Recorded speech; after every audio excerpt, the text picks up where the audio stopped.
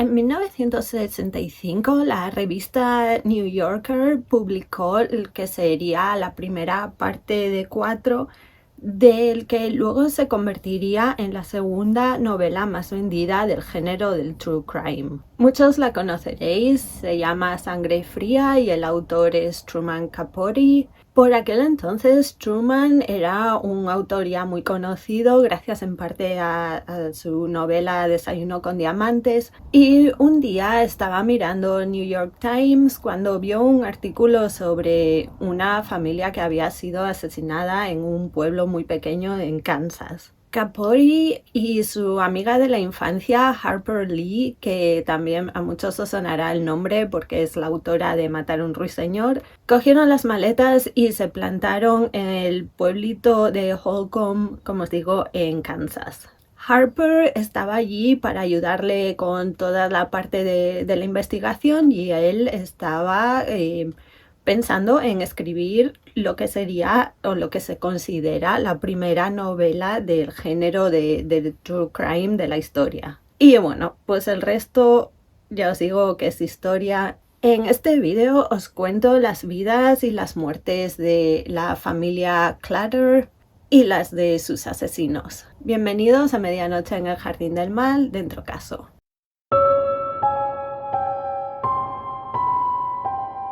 Vamos a empezar por el principio. La familia Clutter vivía en una casa en mitad del campo en el pueblo de Holcomb. Y cuando os digo que el pueblo era muy pequeño es porque el pueblo en aquel entonces tenía menos de 300 habitantes. O sea que todos se conocían, la calle principal del pueblo estaba sin asfaltar y eso, era un pueblo muy muy pequeño.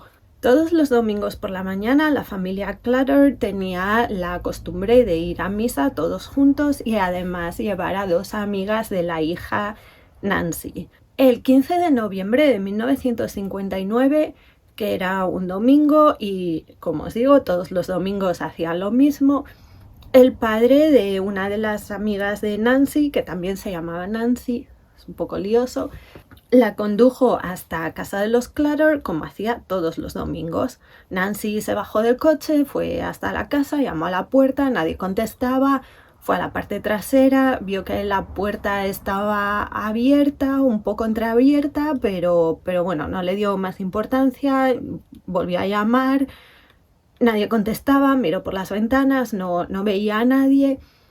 Le pareció un poco extraño porque no había platos en las mesas, no había pues lo que se supone que tiene que haber, tendrían que haber acabado el desayuno, pues haber dejado, yo qué sé, pues algo, pero no, estaba todo muy recogido, como si no se hubiesen levantado todavía.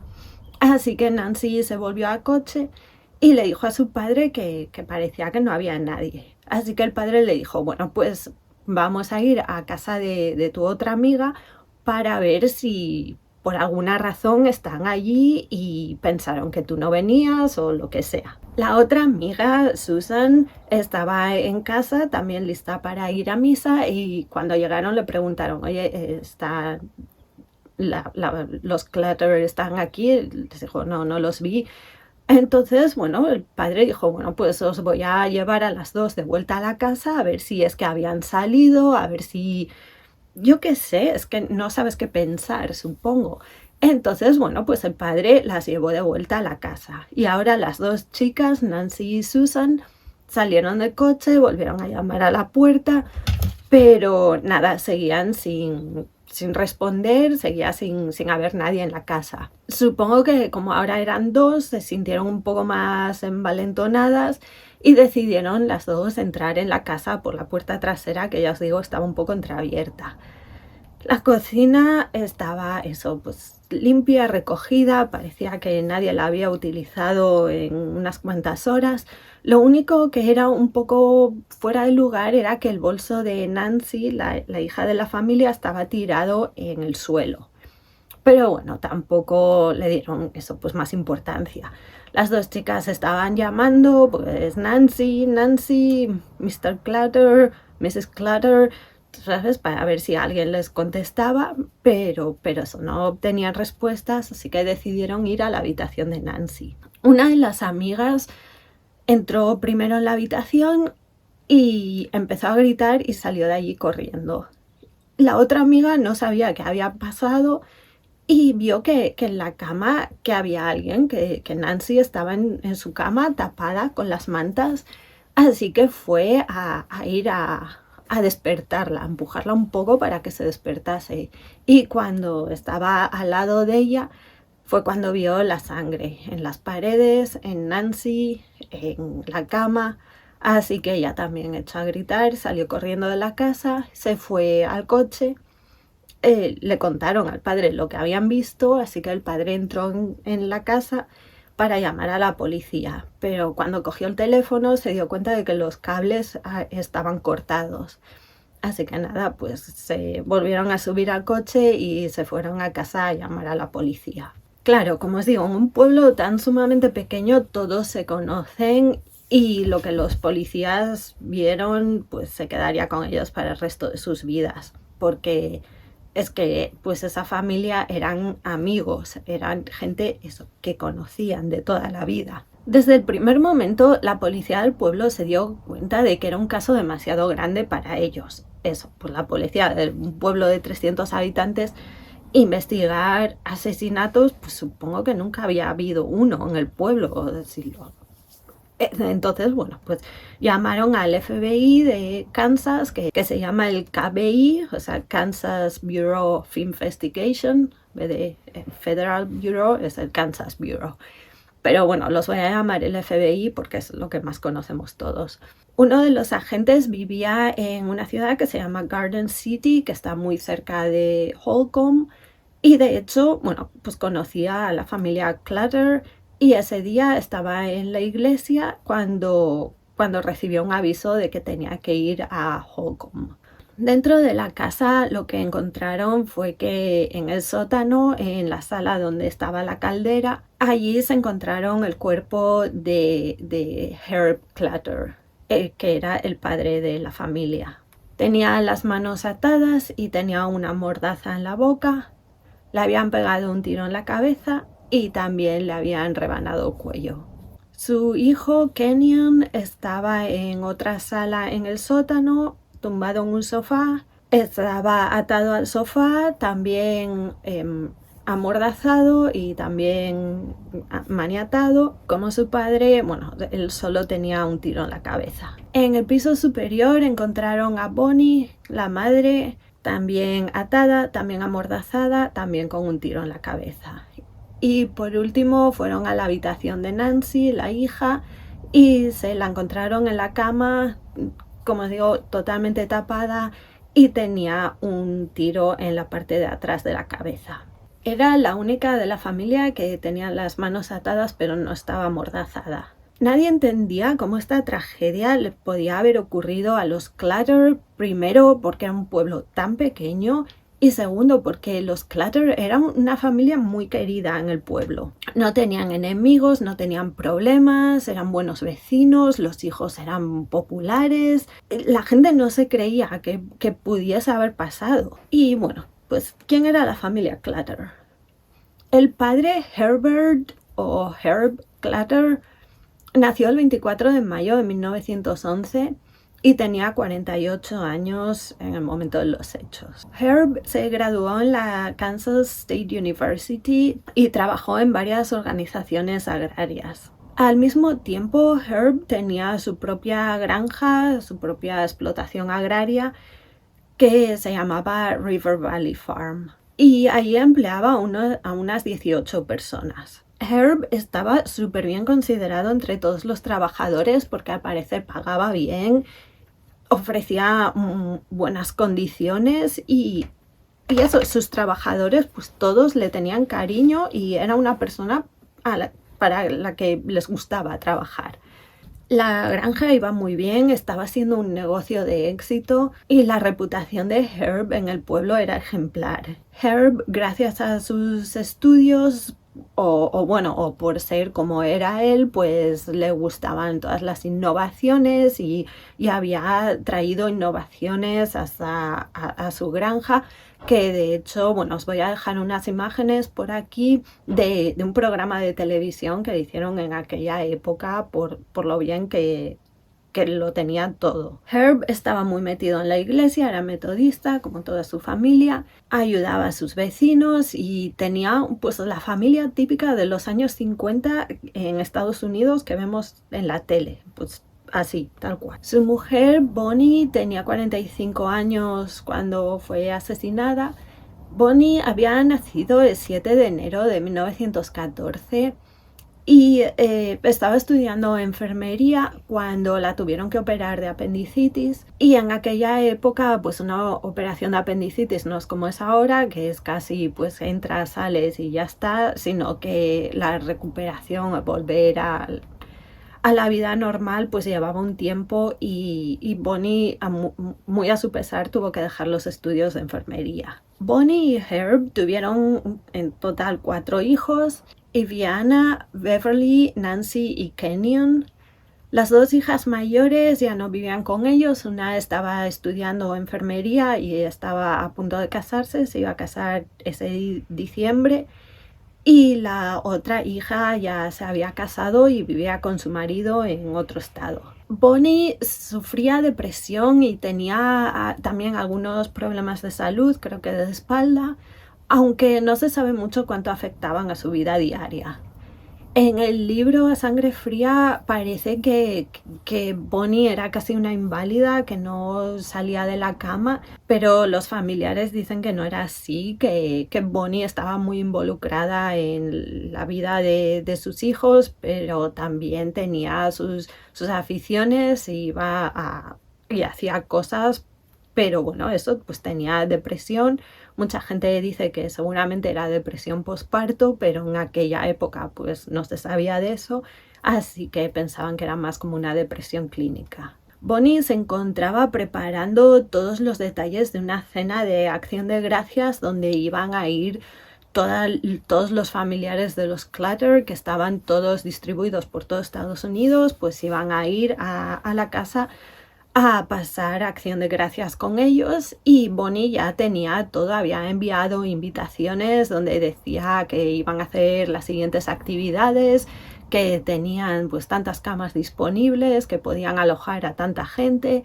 Nancy, su tercera hija, nació el 2 de enero de 1943 y tenía 16 años cuando ocurrió lo que ocurrió. En aquel momento Nancy estaba saliendo con un chico que se llamaba Bobby Robb, y Bobby la describe como una chica muy risueña, que se reía muy fácilmente, que estaba muy metida en la iglesia.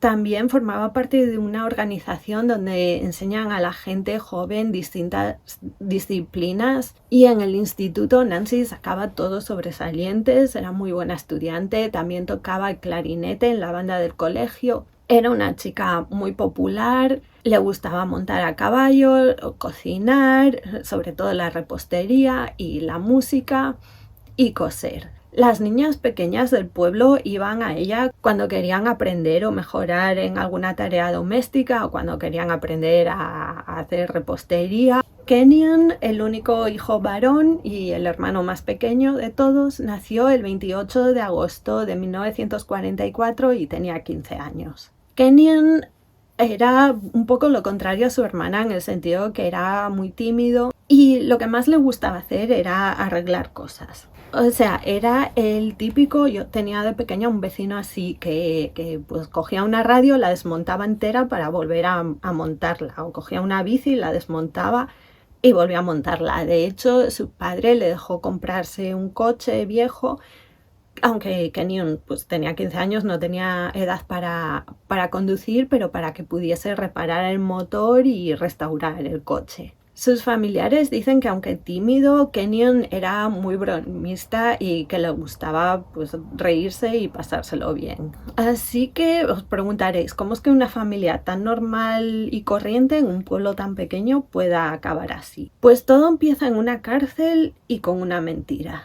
Richard Eugene Hickok, o Dick, como lo llamaba todo el mundo, nació el 6 de junio de 1931 en Kansas City, Kansas. Dick tuvo una vida normal y corriente. O sea, sus padres les dieron a él y a sus hermanos pues lo que podían permitirse. e intentaron que tuviesen pues, la mejor vida posible dentro de sus posibilidades. Y de hecho, pues Dick era un chico popular, le gustaban mucho a las chicas, muchas todavía dicen que era un chico muy guapo, era deportista y eso parte de una familia pues normal y corriente. Cuando terminó el instituto, Dick quería ir a la universidad, pero sus padres no se lo podían permitir, así que tuvo que cambiar de planes y buscarse un trabajo y acabó trabajando como mecánico. Con 19 años pasaron dos cosas muy importantes en su vida. La primera es que tuvo un accidente de coche muy grave que casi le cuesta la vida y lo dejó algo desfigurado. Os pondré fotos de él y veréis que tiene los ojos asimétricos, la cara desequilibrada, que vaya, es que se la destrozó. Y según su hermano, su apariencia física no fue lo único que cambió en Dick tras el accidente. Al salir del hospital, claro, estamos en Estados Unidos, pues Dick debía mucho dinero por los gastos médicos. Lo que hizo fue empezar a pasar cheques sin fondos. Ese mismo año, Dick se casó con la que sería su primera mujer, aunque el matrimonio no duró mucho, en parte porque a poco de casarse, Dick empezó a liarse con otra mujer. Dick tuvo un hijo con su primera mujer, a la que dejó por su amante, y luego se casó con su amante, con la que tuvo creo que otros 2 hijos. Con 26 años, Dick acabó en la cárcel tras robar un rifle de una casa y allí conoció a 2 personas que le cambiarían la vida. Uno fue Perry Smith, que estaba en la cárcel por robo y por escaparse de una prisión y estaba cumpliendo entre 5 y 10 años de condena. Allí los dos se hicieron muy amigos y cuando Perry salió de la cárcel quedaron en que se iban a mantener en contacto y que se volverían a ver de nuevo. La segunda persona a la que conoció Dick fue a Floyd Wells y aquí llega la mentira que os mencioné antes. 10 años antes, Floyd había trabajado en la granja de Herb Clutter y le contó a Dick que Herb era un hombre muy rico y que guardaba mucho dinero en su casa. Le dijo que en una caja fuerte que estaba en su oficina, Herb guardaba por lo menos $10,000, que son unos $90,000 hoy en día. Y bueno, pues Floyd no se cayó, no dejó ahí la cosa y le contó a Dick todo. Le contó pues cómo llegar exactamente a la casa, le habló de la familia, de los hijos, le contó cómo era la casa por dentro, les dijo pues su rutina diaria, cómo estaba distribuida la casa, las edades que tenían los hijos. Vaya, que se lo contó todo lo que había que saber de esta familia se lo contó. Ahí fue cuando se le iluminó la bombilla a Dick y le dijo a Floyd que él y su amigo Perry que lo que iban a hacer era ir a casa de los Clutter, iban a robar los $10,000 y no iban a dejar testigos con vida. Según Floyd, él no se lo creyó, pensó que Dick era el típico tipo que cuenta historias, que es un poco fantasma, que dice, voy a hacer esto, tal, y luego no lo hace, o sea, un bocazas. Y según Floyd, pues él no le dio más importancia y no le contó a nadie pues lo que le había dicho Dick y allí quedó la cosa. Bueno, ¿quién era este tal Perry Smith? Pues Perry Edward Smith nació el 27 de octubre de 1928 en Nebraska. Su padre era blanco y hay un poco de discusión sobre su madre. Muchos dicen que era Cherokee, otros dicen que era de otra tribu, no lo sé. Y bueno, sus 2 padres trabajaban como entretenimiento en los rodeos. Perry tenía 3 hermanos más y su familia no era como la de Dick en absoluto. El padre era alcohólico y cuando bebía abusaba física y mentalmente de su mujer y de sus hijos. En 1929 la familia decidió irse a vivir a Alaska, donde el padre se ganaba la vida vendiendo alcohol que él mismo destilaba en su casa. Allí la madre de Perry también comenzó a beber y las cosas que ya iban mal pues fueron a peor.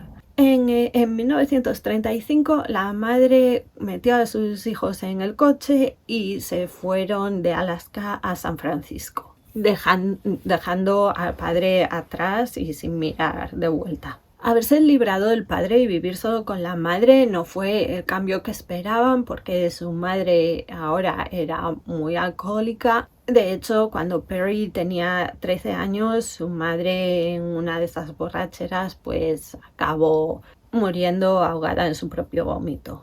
Perry y sus hermanos fueron llevados a un orfanato donde las cosas tampoco fueron a mejor. Al parecer, en el orfanato las monjas eran muy crueles y abusaban de él mental y físicamente. Sobre todo porque Perry se seguía orinando en la cama. Muchos dicen que era debido a la malnutrición que había sufrido de pequeño. Un tiempo más tarde, Perry se reencontró con su padre y los dos vivieron juntos un tiempo, vagabundeando por parte de Estados Unidos y cometiendo algún que otro robo. Perry pasó por algún que otro reformatorio hasta que con 16 años se enlistó en el ejército. Durante su tiempo en el ejército, Perry pasó varias semanas en una especie de cárcel que tienen ahí en el ejército por pelearse básicamente con todo lo que pasaba por allí. Aún así, en el 52, Perry dejó el ejército con méritos.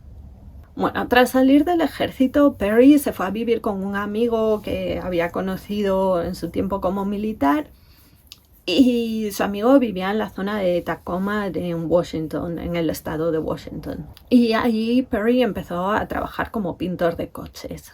Cuando Perry recibió uno de sus primeros sueldos, lo que hizo fue comprarse una moto. Y un día que hacía mal tiempo, pues Perry perdió el control de la moto y tuvo un accidente también muy grave que casi le cuesta la vida. Se pasó 6 meses en el hospital y sus piernas se quedaron hechas polvo, lo que le produjo una discapacidad y dolor crónico.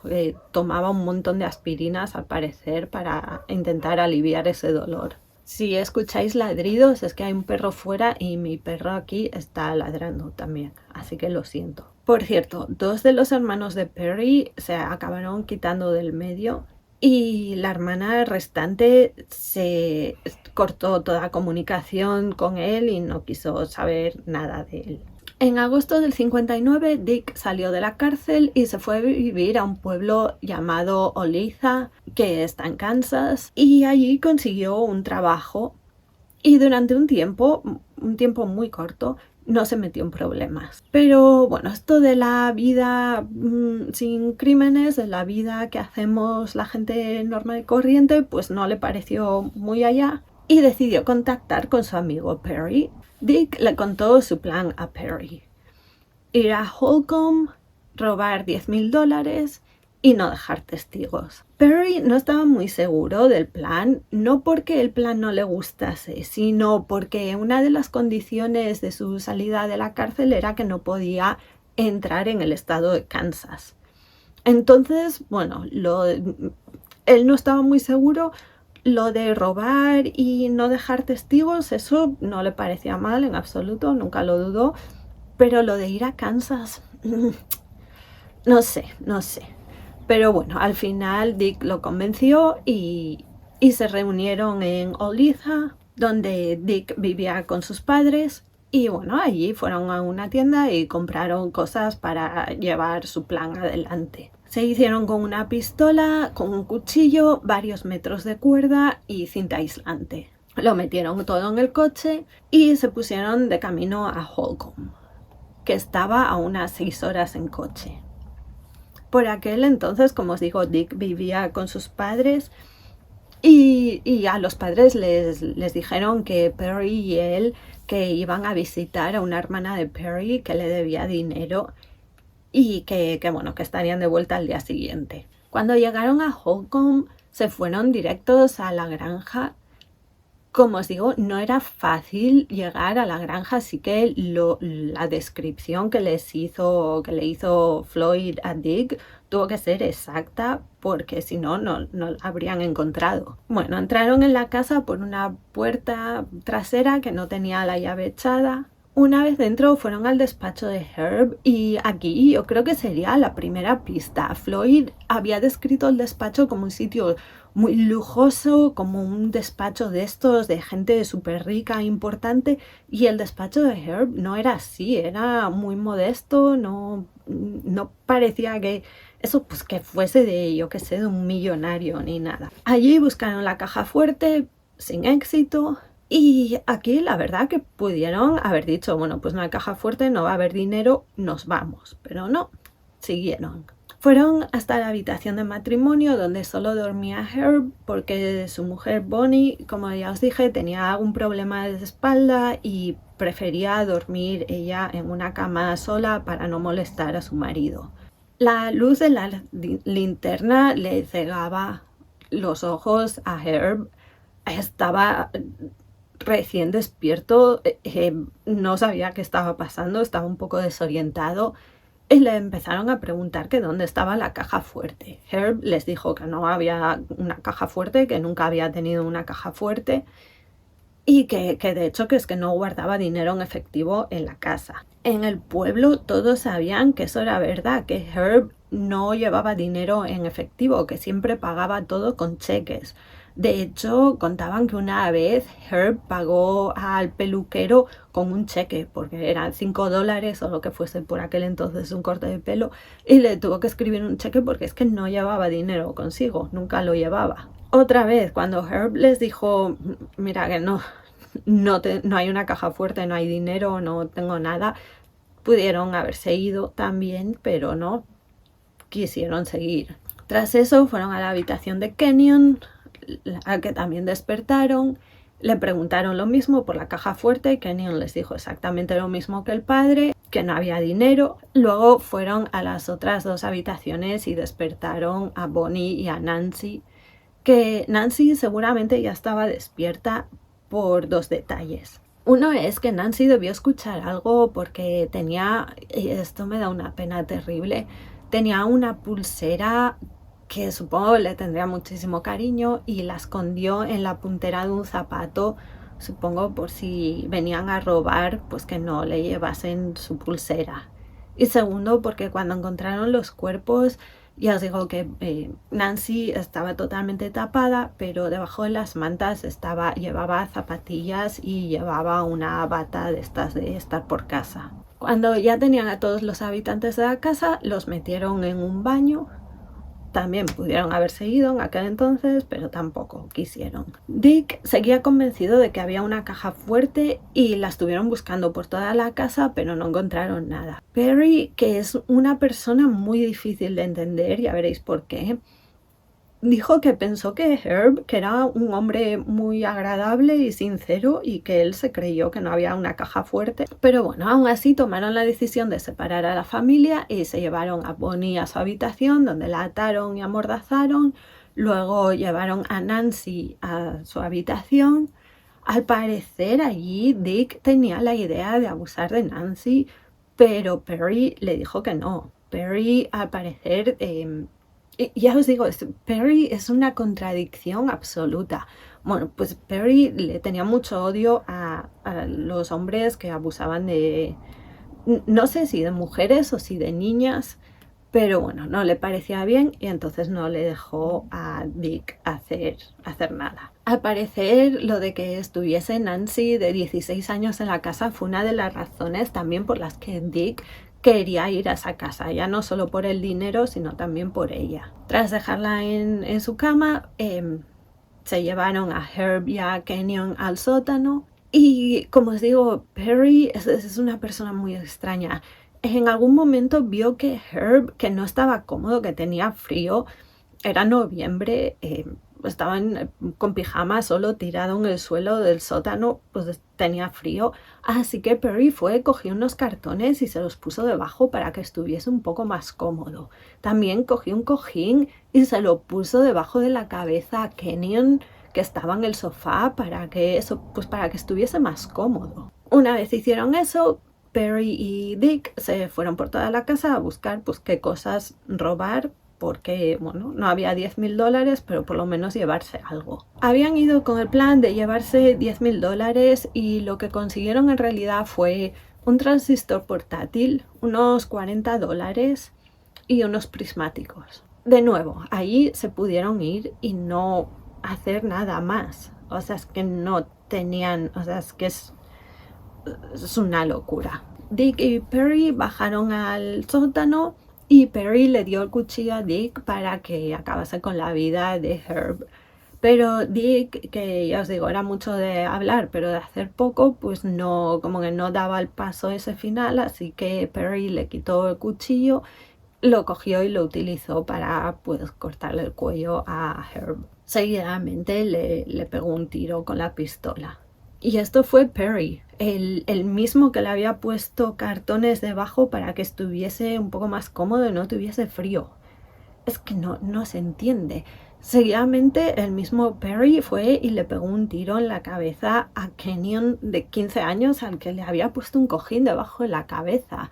Es que no lo entiendo. Tras eso se fueron a la habitación de Nancy, donde le pegaron un tiro, como os digo, en la parte de atrás de la cabeza, y luego hicieron lo mismo con Bonnie. Fue entonces cuando cogieron su gran botín, se metieron en el coche y condujeron las 6 horas de vuelta, parando para limpiarse la sangre y deshacerse de los casquillos, de la cuerda, de guantes que llevaban, y los metieron en un agujero que habían cavado antes en una pista forestal de estas. Y llegaron de nuevo a Olathe a media mañana, y como si nada hubiera pasado. Mientras el FBI en Holcomb no tenía ni idea de quién podía haber hecho una cosa así.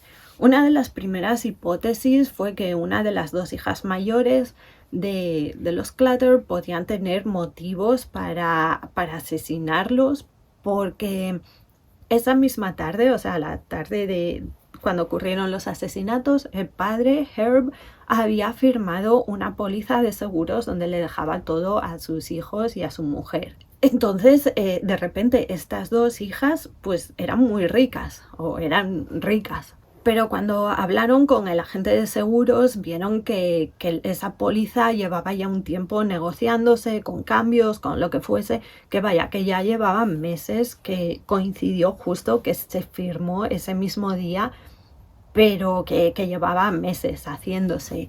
Y las 2 hijas además estaban destrozadas y bueno, pues matar a toda su familia, pues, por la póliza de seguros era un poco bestia. Otra persona de interés fue Bobby, el novio de Nancy, porque Bobby fue el último que los vio con vida. Esa noche había estado allí con la familia viendo la tele y se fue sobre las 11 de la noche. Según contaban, pues Herb no estaba muy entusiasmado con la relación de su hija con Bobby. Lo que pasa es que Herb no estaba muy entusiasmado, no porque no le gustase Bobby, que le caía muy bien y pensaba que era un chico estupendo, sino porque su hija tenía 16 años y pensaba que estaban ya saliendo muy en serio y bueno, que tenía mucha vida por delante y que no se centrase solo en ese chico, que bueno, pues que disfrutase de sus 16 años, ¿no? El pobre Bobby, ya os digo, pues sufrió el trauma de ser la última persona en ver a toda la familia con vida, perdió a su novia de manera horrible, fue interrogado, aunque lo descartaron muy rápido, se dieron cuenta muy rápido que él no tenía nada que ver, pero la gente del pueblo seguía sospechando de él. Y las cosas se pusieron tan feas que al final Bobby tuvo que dejar el instituto en Holcomb e irse a otro instituto por el constante bullying que sufría. Dentro de la casa, la policía había encontrado la huella de una bota que estaba ensangrentada y pudieron saber el tipo de bota de la que se trataba. Un fotógrafo que estaba allí documentando la escena del crimen sacó, pues, un montón de fotos. Y cuando la revelaron se vieron una cosa. En una foto aparecía otra huella que no se veía a simple vista. Era una huella como en polvo, o sea, sobre polvo. Y a simple vista no se podía ver, pero supongo que era como se reflejaba la luz o algo en la foto, que en la foto sí que se veía. Y ahí fue cuando la policía se dio cuenta de que no había un asesino, sino que eran 2. La policía recibió más de 200 llamadas con información, todas fueron investigadas, pero ninguna pista les llevó a nada. Un periódico de la zona decidió ofrecer una recompensa, creo que eran de $1000, por información que llevase a la detención de los asesinos. Y esto se mencionó en un programa de radio que fue escuchado por alguien que tenía mucha información. Floyd Wells escuchó sobre la muerte de los Clutter ya antes de ese programa de radio y pensó desde el primer momento que podrían haber sido Dick y Perry. Pero bueno, estaba en la cárcel, no quería ser un chivato y decidió callarse. Pero bueno, un día se lo contó a otro preso, le dijo lo que había hablado con Dick, y el otro preso lo convenció de que fuese a hablar con el jefe de la cárcel, que lo que tenía que hacer era hacer que el jefe lo llamase a él, o hacer como que el jefe lo había llamado, entonces parecía que era el jefe el que quería hablar con él y no de la otra forma, sino parecía un chivato.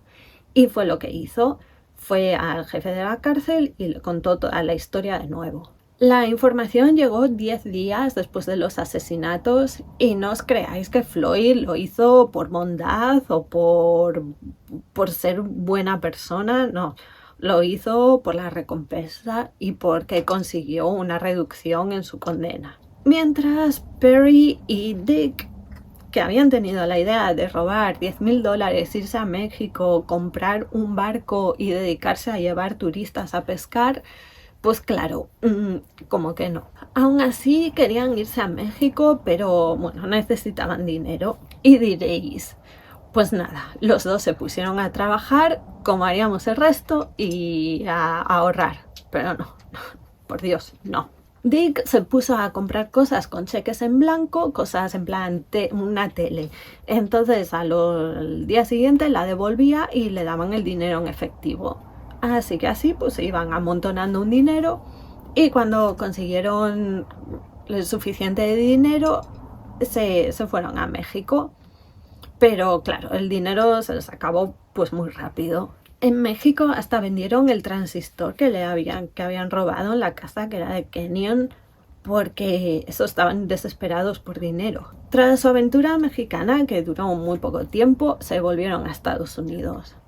No sabían muy bien qué hacer, así que lo que hicieron fue enviar sus pertenencias por correo a una oficina en Las Vegas. Y bueno, se pusieron a hacer autostop por la mitad de Estados Unidos y su brillante idea, porque estos dos eran listos, era conseguir suficiente dinero para irse ya no a México sino a Brasil. Porque en Brasil no había tratado de extradición con Estados Unidos. Entonces, si alguien descubría que ellos eran los asesinos, pues en Brasil iban a ser intocables, que son listos. Bueno, en algún momento pasaron de vuelta por Kansas y volvieron a hacer lo de los cheques. Y bueno, pues consiguieron llegar hasta Florida, donde pasaron las navidades tan pichis. Tras Florida se fueron a Las Vegas con la intención de recoger las cosas que habían enviado. Las autoridades de todo el país habían recibido un aviso sobre Dick y Perry con la descripción del coche que iban conduciendo, porque, bueno, creo que no era la descripción del coche que iban conduciendo. Creo que lo que había, la descripción de un coche que había sido robado. No sabían por quién lo había robado, pero la policía sabía que tenía la información de que un coche había sido robado. Y la policía también tenía las fotos y las descripciones de los dos hombres. El 30 de diciembre de 1959, dos policías que estaban por allí pues, patrullando Las Vegas vieron el coche robado o identificaron el coche que había sido robado. Que es una pasada porque por aquel entonces pues no había las máquinas estas que tiene ahora la policía que identifica la matrícula y dice si hay algún problema con el coche, ¿no? Lo que tenían que hacer en aquel entonces era memorizar el tipo de coche, el color, la matrícula, todo, que me parece una pasada que alguien se acuerde de todas esas cosas.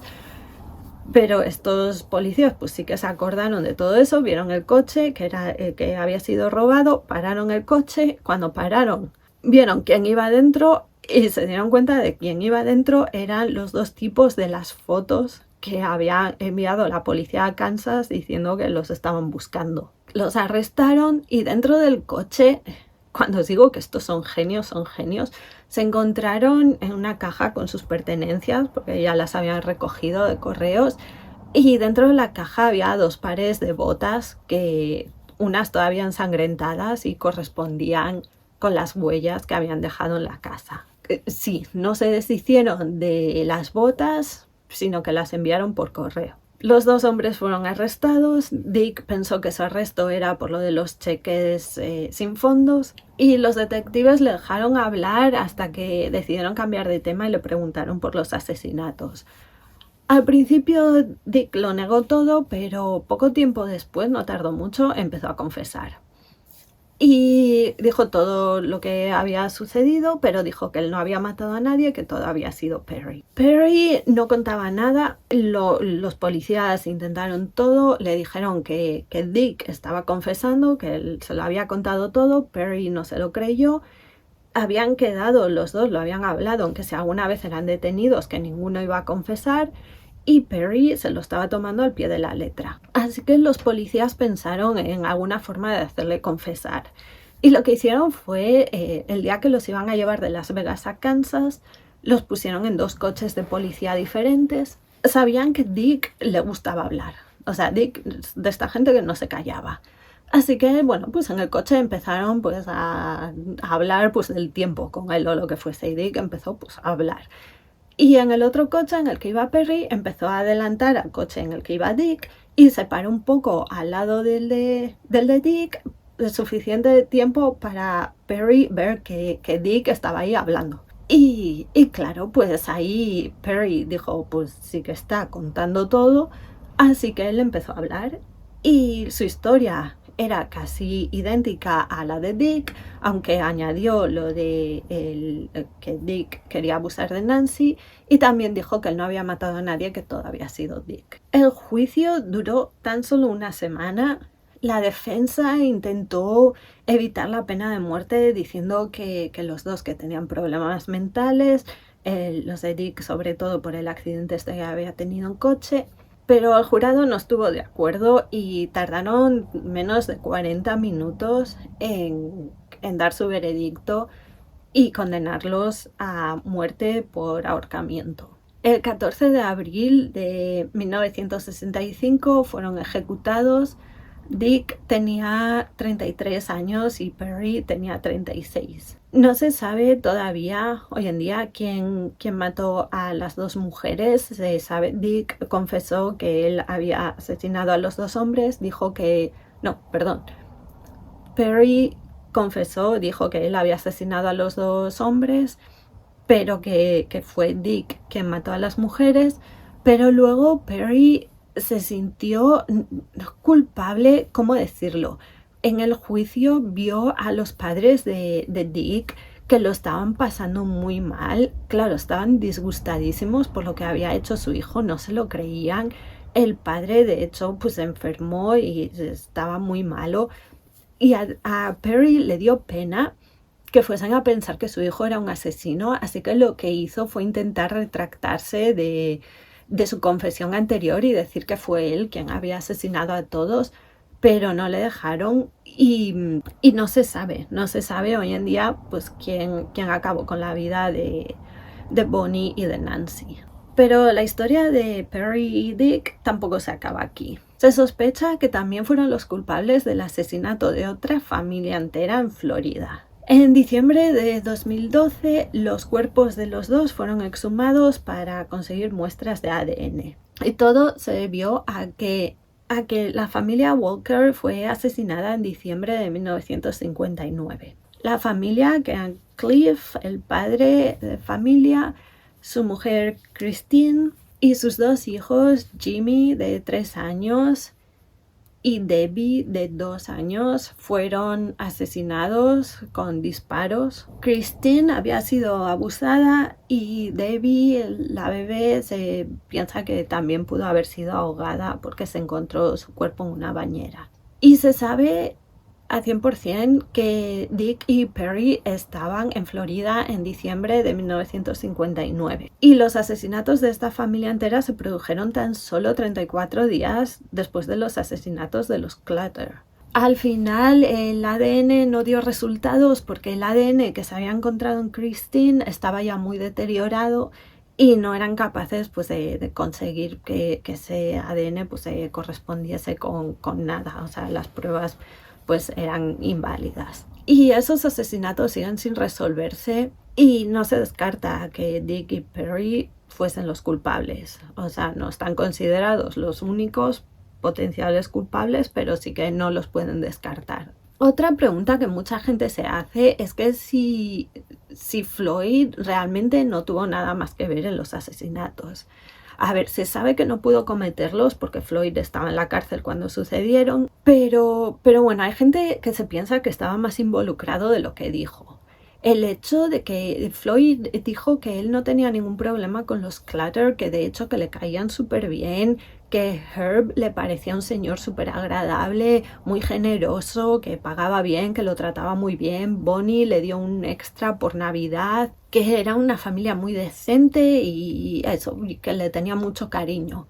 Pero también le contó a Dick todo exactamente cómo llegar a la casa, que ya os digo, no era fácil y sobre todo de noche cuando fueron era incluso más difícil, pero aún así sabían exactamente a dónde ir, sabían cómo era la casa por dentro, lo sabían todo. Entonces mucha gente piensa que si hubiesen conseguido el botín de $10.000 lo habrían repartido entre 3 en vez de entre 2 y que Floyd sería la tercera persona. Por último, contaros que bueno, A Sangre Fría fue un exitazo absoluto. Si no lo habéis leído os lo recomiendo muchísimo, está muy bien escrito, está muy bien.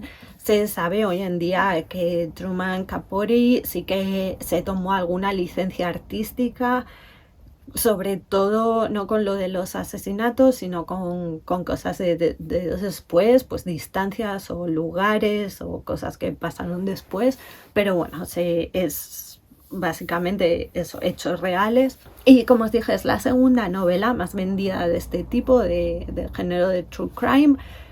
La primera es Helter Skelter de Vincent Bugliosi, que es la novela sobre los asesinatos que cometieron Charles Manson y sus seguidores. Y hasta aquí el vídeo de hoy. No sé si conocéis este caso, no sé si conocéis el libro.